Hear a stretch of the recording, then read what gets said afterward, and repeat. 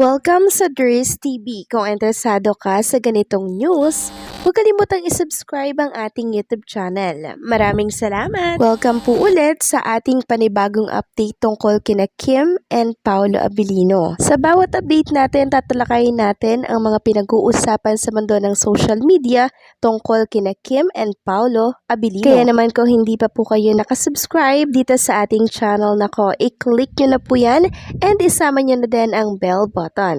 So ayan, welcome back again sa ating YouTube channel mga kakimpaw, and sa update natin ito, ang pag-uusapan natin ay tungkol sa mga importanteng kaganapan kina Kim and syempre kay Paolo Abilino. Pero bago po ang lahat mga kakimpaw, narito muna ang mga napili nating komento patungkol yan sa naging previous update natin.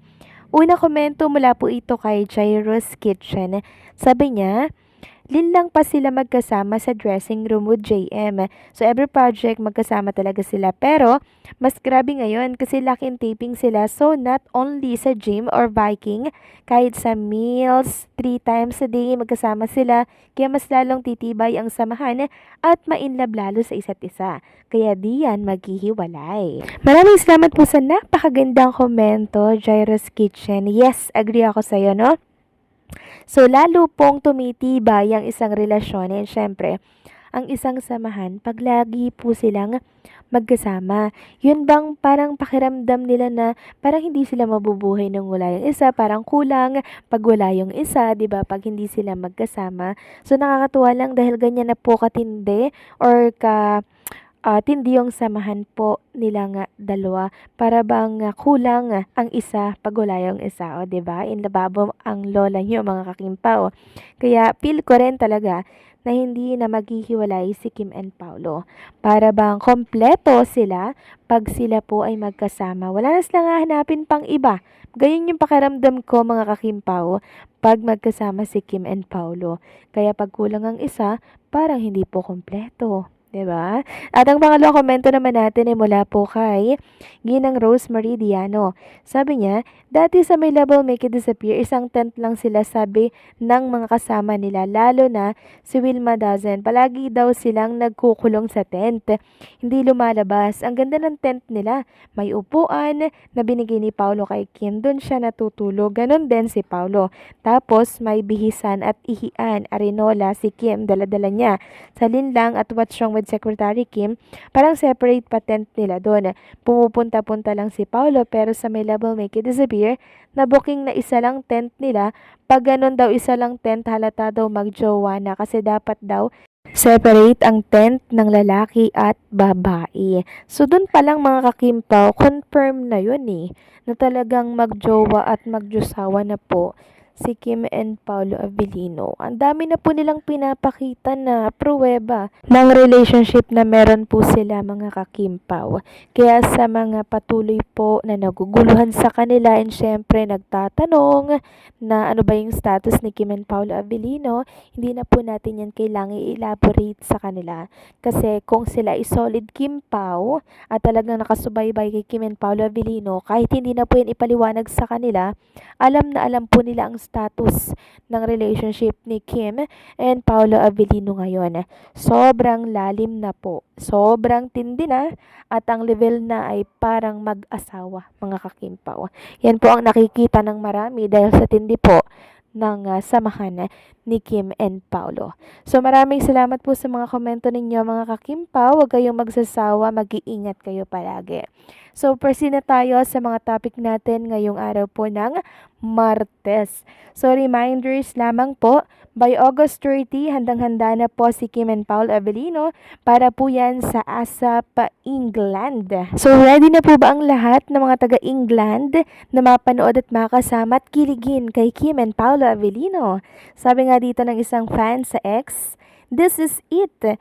Get ready for an amazing performance Kim Pao live in ASAP Birmingham on August 30 mga kakimpaw. Ayan po, August 30, Saturday po yan ha, Saturday.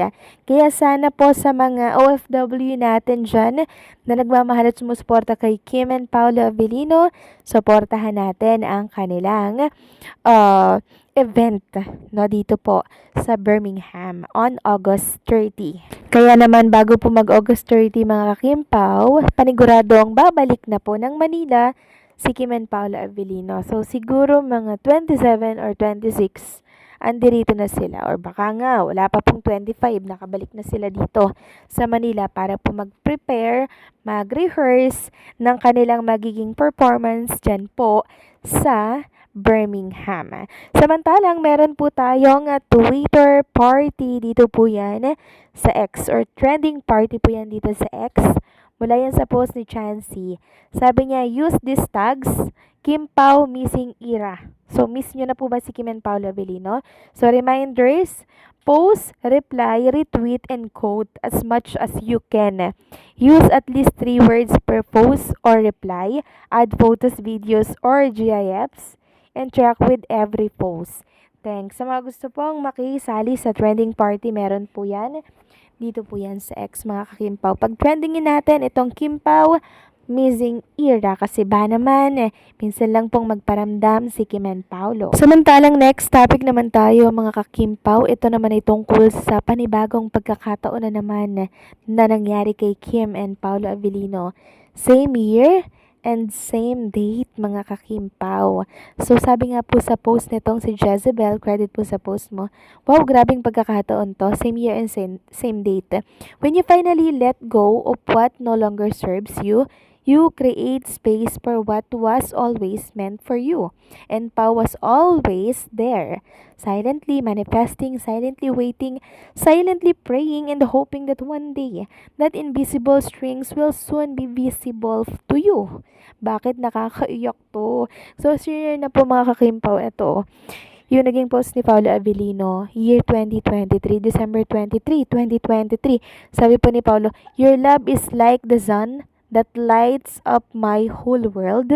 Tapos itong kay Chinita Princess naman na shinare ay yung tungkol sa end of love story po nila ni ex niya na si Zian. Sabi niya dito, it took me a while to say this until today. So binahagi po ni Kim Chi ang post na yan ay 12/23/23 din. So same year, same date mga kakimpaw, no?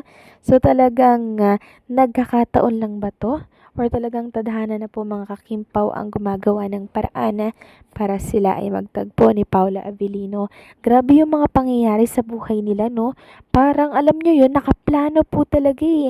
Talagang nagkakaparehas po yung mga nila, yung mga pinopost nila mga kakimpaw.